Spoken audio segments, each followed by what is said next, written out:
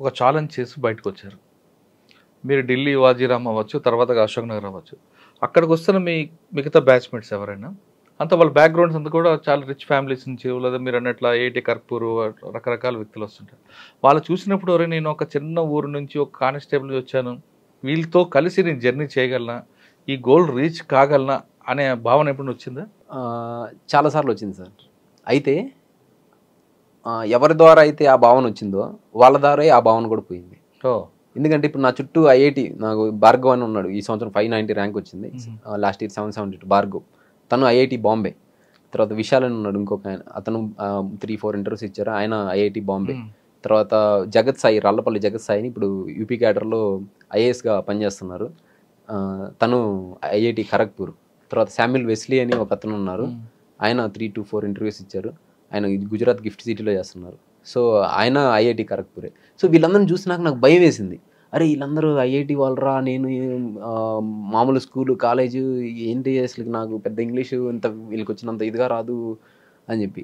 కానీ నేను ఎప్పుడైతే ఫస్ట్ అటెంప్ట్లో ఇంటర్వ్యూకి వెళ్ళానో నాకు అక్కడ జగత్ సాయి పరిచయం అయ్యారు, అక్కడ ఢిల్లీలో పరిచయం అయ్యి చెప్పాడు, నేను ఇట్లా ఐఐటి ఖరగ్పూర్, అసలు నువ్వు ఇట్లా వచ్చావంటే నీకు చాలా గ్రేట్ ఉదయ్, నువ్వు యూ విల్ మేక్ ఇట్ అని. ఇంకోటి రాహుల్ అన్నని, రాహుల్ రెడ్డి నంద్యాలలో జాయింట్ కలెక్టర్ చేస్తున్నారు అన్న నేను ఒకే బెంచ్లో రాశాను మెయిన్స్. ఆ సంవత్సరం అన్నకి ఐఏఎస్ వచ్చింది. అన్న చెప్పారు, ఆ ఎగ్జామ్ హాల్లో చెప్పాడు, ఉదయ్ నువ్వు ఫస్ట్ అటెంప్ట్ ఎట్ వచ్చావు కదా, నువ్వు ఖచ్చితంగా ర్యాంక్ కొడతావు, ఇదే మూమెంట్ అని కీప్ అప్ చేయి, ఫెయిల్యూర్స్ వచ్చినా సక్సెస్ వచ్చినా పెద్దగా డిమోటివ్ అవ్వకని. ఇట్లా ఎవరి వల్ల అయితే ఈ భద్రతా భావం ఇలా అందరితో పోటీ కలవాలని వచ్చిందో వాళ్ళ వల్లే నాకు మళ్ళీ భద్రతా భావం వచ్చింది.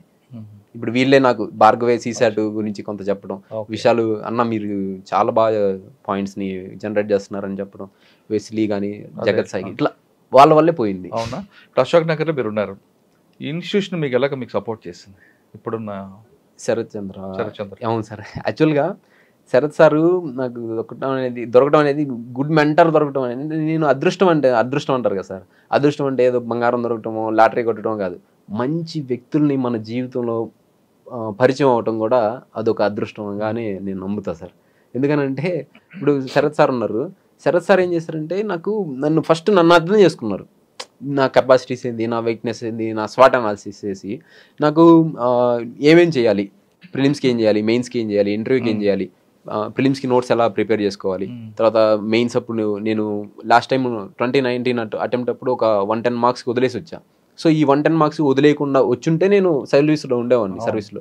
సో దీన్ని ఏం చేయాలి, దీని అడ్రస్ అంటే ఈ విధంగా చేయాలి, ఇట్లా నాకు పర్సనలైజ్ చేసేసి శరత్ సారు ప్లస్ నన్ను ఊరికే ఎవ్రీడే రాయమంటారు, ప్రతిరోజు రాసి ఒకే ఒక ఆన్సర్ ఒక A4 షీట్లో రాసి పంపిస్తే ఆయనకి ఎంత టైం ఉన్నా నాకు టైం కేటాయించి చేశారు.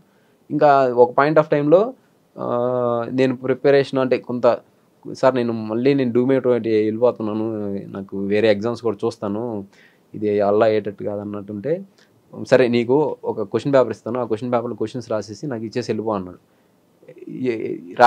రాసి ఇచ్చిన తర్వాత మళ్ళీ ఆయన ఇంకో క్వశ్చన్ పేపర్ ఇచ్చాడు, ఆల్రెడీ రాసిన పేపర్, ఈ రెండు చూడు దేంట్లో ఎక్కువ పాయింట్స్ ఉన్నాయి, దేంట్లో ఎక్కువ రాసి ఉన్నాయి చూస్తే ఆల్రెడీ అది ఒక సర్వింగ్ చేస్తున్న సెలెక్ట్ అయిన ఐపీఎస్ ఆఫీసర్ పేపర్ అనమాట, చూడు కొన్ని క్వశ్చన్స్ నువ్వు ఆయన కంటే నువ్వు బాగా రాస్తున్నావు, ఓన్లీ సీసాట్ దాన్ని ఒక్కదాన్ని నాకు మిస్ ఖచ్చితంగా ర్యాంక్ వస్తుంది చెప్పారు.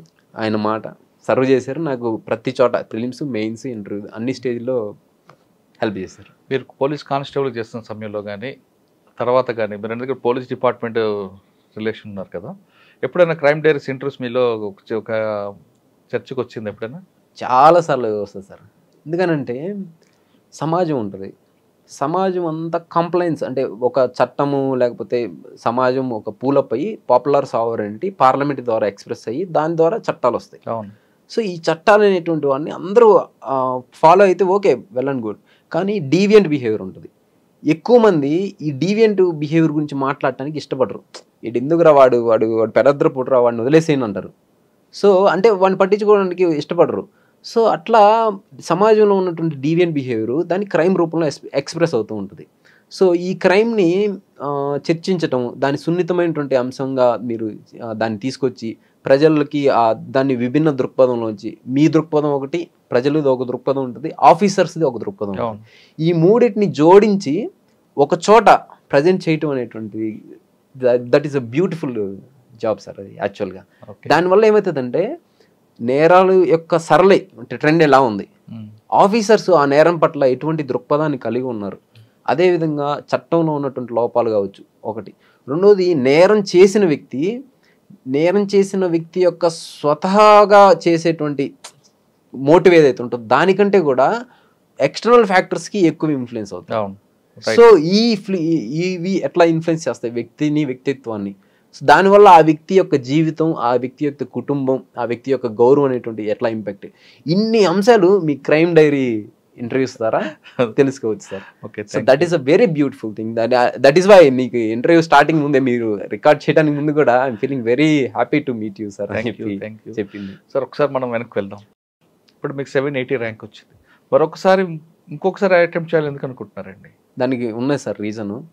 మీరు నాకు కూడా అడిగారు పోలీసు మీరు ఐపీఎస్ అయితే ఇంకా బాగుంటుంది అని. అంటే ఇంకో చెప్పండి, మీరు ఇప్పుడు ఒకవేళ ఇంటర్వ్యూలో సెలెక్ట్ అయిన తర్వాత ఆప్షన్లో మీకు ఐఏఎస్ ఐపీఎస్ వచ్చింది అనుకోండి, దేనికి మీరు ప్రయారిటీ ఇస్తారు? సార్ నేను ఐఏఎస్కే ప్రిఫరెన్స్ ఇస్తాను సార్. ఓకే. వై? బికాజ్ నాకు ఈ సమాజంలో ఇప్పుడు నాలాగా ఉన్న పిల్లలు ఉన్నారు, వాళ్ళకి ఇప్పుడు నాకన్నా సపోర్ట్ సిస్టమ్ ఉంది, ప్లస్ అది నా ఎబిలిటీస్ ప్లస్ నాకున్న బ్యాక్గ్రౌండ్ కావచ్చు, నా సోషల్ కన్స్ట్రక్ట్ కావచ్చు. సో వీటన్నిటి ద్వారా నాకు సపోర్ట్ సిస్టమ్ అనేది మొబిలైజేషన్ అయ్యింది. కానీ అది లేని వాళ్ళ పరిస్థితి అండి. సో అటువంటి వాళ్ళకి కూడా నా వంతు కృషి చేయాలి, వాళ్ళకి హెల్ప్ చేయాలి, రిసోర్సెస్ని. కానీ నా వ్యక్తిగత హోదాలో నేను అన్ని వేల కోట్లు లేకపోతే ఇన్ని మానిటరీ రిసోర్సెస్ నేను పర్సనల్గా నా దగ్గర లేవు. సో నేనేం చేయాలను, ఒక డెసిషన్ మేకింగ్ పొజిషన్లో ఉన్నాను అనుకో, గవర్నమెంట్ రిసోర్సెస్నే నీడీ పీపుల్కి అందించగలుగుతాను ఒకటి. రెండోది ఏంటంటే నేను బలంగా చాలా దృఢంగా ఐఏఎస్ అవ్వాలి ఎందుకు అనుకుంటున్నాను అంటే, మనకి 108 సర్వీస్ ఉంది సార్. మనకి ఎక్కడన్నా యాక్సిడెంట్ అయితే వచ్చి అయ్యో కుర్రోమర్రో అనుకుని కాల్ చేస్తే వచ్చి తీసుకెళ్ళి హాస్పిటల్లో చేసి అంత ఆపరేషన్ చేస్తారు. ఏదైనా ఇబ్బంది అయితే ఫ్యామిలీ వాళ్ళు ఇల్లు లేకపోతే హాస్పిటల్లోనే ఇన్పేషెంట్ వాడు. కానీ జంతువులకు అలా లేదు కదా సార్. జంతువులు మీరు హైవే మీద మీరు ట్రావెల్ చేసి ఉంటారు, కొన్నిసార్లు జంతువులు కొట్టి ఉంటాయి. మీరు ఏదైనా హెల్ప్ చేద్దామని దిగినా కూడా దానికి ఏదైనా వాటర్ పోయటమో లేదంటే కొద్దిగా పక్కనే నెట్టేయటం అదే చేస్తారు. కానీ మీరు దాన్ని తీసుకుని వెళ్ళలేరు. మీరు చేయాలని హెల్ప్ చేయాలని ఇంటెన్షన్ ఉన్నా కూడా చేయలేరు.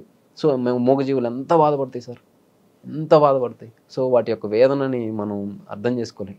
సో అవి చెప్పలేవు కూడా. సో వాటికి కూడా నేను 109 సర్వీస్ అనేటువంటిది తీసుకురావాలి. దానికోసంగా నేను ఒక ఐఏఎస్ ఆఫీసర్గా ఉంటే పాలసీ మేకింగ్లో కావచ్చు, సజెషన్స్. ఇప్పుడు మీరు అన్నారు ఒరిస్సా సీఎం గారికి ఒక సజెషన్ ఇచ్చారు, కేఎన్ కుమార్ గారు అస్సాం మేఘాలయలో డెసిషన్ మేకింగ్ పొజిషన్లో ఉన్నారు. అటువంటి పొజిషన్లో ఉన్నప్పుడు నేను ఖచ్చితంగా సీఎంస్కి కానీ ప్రజాప్రతినిధికి కానీ చెప్పి, ప్రతి జీవిలో దేవుడు ఉన్నాడు, ప్రతి జీవి ప్రాణం మనిషి ప్రాణం అంత ముఖ్యమైనది కాబట్టి 109 సర్వీస్ మనం తీసుకొస్తే వాటి ప్రాణకోటికి కూడా మనం హెల్ప్ చేసినట్టు ఆ పుణ్యం ఉంటుందని చెప్పి అటువంటి వాటిని ఇంట్రడ్యూస్ చేయాలి. అట్లా ఐకానిక్ ప్రాజెక్ట్స్ నా మైండ్లో కొన్ని ఉన్నాయి సార్. ఆ ప్రాజెక్ట్స్ కొన్ని ఉన్నాయి మైండ్లో.